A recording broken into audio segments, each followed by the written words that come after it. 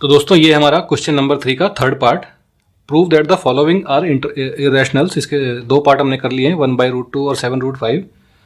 और अब हम बात करेंगे किसकी, बात करेंगे हम 6 + √2 की। ठीक है, चलिए तो तरीका वही है। इसको आप एग्जाम्पल नंबर अपना जो 10 था उसके बिल्कुल सिमिलर है, बस उसमें बीच में माइनस का साइन था, यहाँ पे प्लस का है, तो उसकी तरह करेंगे इसको। तरीका वही है। सबसे पहले हम कहेंगे कि let us assume to the contrary, और contrary assumption क्या है, that 6 + √2 is rational। ठीक है, ये हमने अज्यूम कर लिया कि 6 + √2 जो है वो रैशनल है।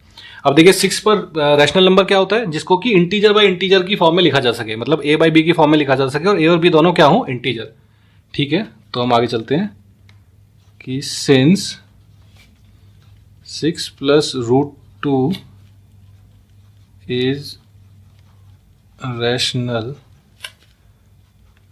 thus 6 + √2 is equal to a/b, where a, b are integers and are co-primes। ठीक है, a और b क्या है, इंटीजर्स हैं और को-प्राइम नंबर है। को-प्राइम के मैंने जैसे पिछले सारे एग्जाम्पल्स और क्वेश्चन में बात करते जा रहे हैं, अब तक आपको क्लियर हो गया होगा, फिर भी एक बार दोबारा रिवाइज कर लेते हैं। ऐसे नंबर जिनमें की कोई कॉमन फैक्टर ना हो, जैसे कि हम करें 25 डिवाइडेड बाई 15, तो 25 को वैसे लिख सकते हैं 5 × 5 डिवाइडेड बाई 5 × 3, तो 5 से 5 कट जाएगा तो ये बचेगा 5/3। तो 25/15 को प्राइम नहीं है क्योंकि इनमें कॉमन फैक्टर था 5 ऊपर भी था नीचे भी था, लेकिन 5/3 को प्राइम है क्योंकि यहाँ पे कोई कॉमन फैक्टर नहीं है। दिस इज द फाइनल, अब कोई फर्दर डिवीजन पॉसिबल नहीं है। ठीक है, तो समझिए को प्राइम क्या होता है। को प्राइम नंबर वो होते हैं जिनमें कोई कॉमन फैक्टर नहीं होता, फर्दर डिवीजन पॉसिबल नहीं होता। ठीक है, चलिए आगे चलते हैं। अब हमें ये इक्वेशन मिल गई, इक्वेशन नंबर 1 इसको बोल देते हैं हम। तो क्या इक्वेशन है ये, 6 + √2 इज इक्वल टू a/b। ठीक है, तो इसका मतलब √2 की वैल्यू क्या हो जाएगी, a/b -6। देखिए यहाँ प्लस में था ना 6, वहां जाएगा तो माइनस में हो जाएगा।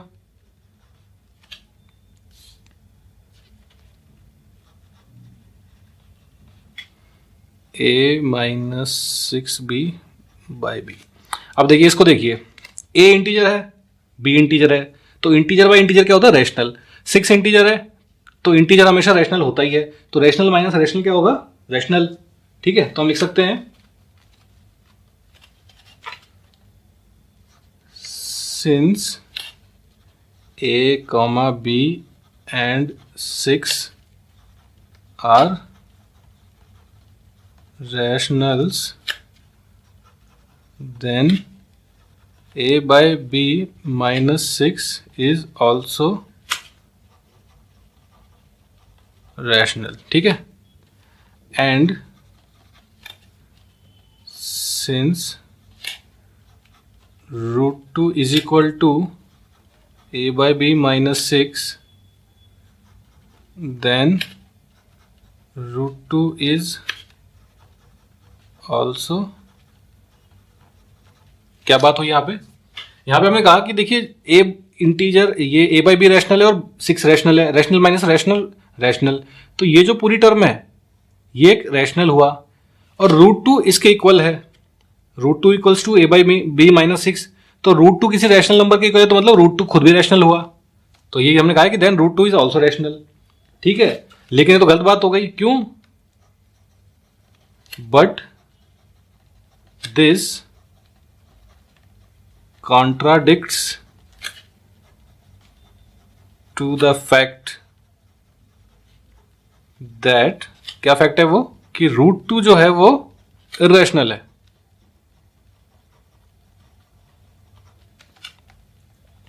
तो ये तो बात गलत हो गई क्योंकि √2 रैशनल आ गया, लेकिन एक्चुअल में हमको पता है कि जितने भी रूट के नंबर्स होते हैं सारे इरेशनल होते हैं। तो ये ऐसा कॉन्ट्राडिक्शन क्यों आया, क्यों, हम लिख सकते हैं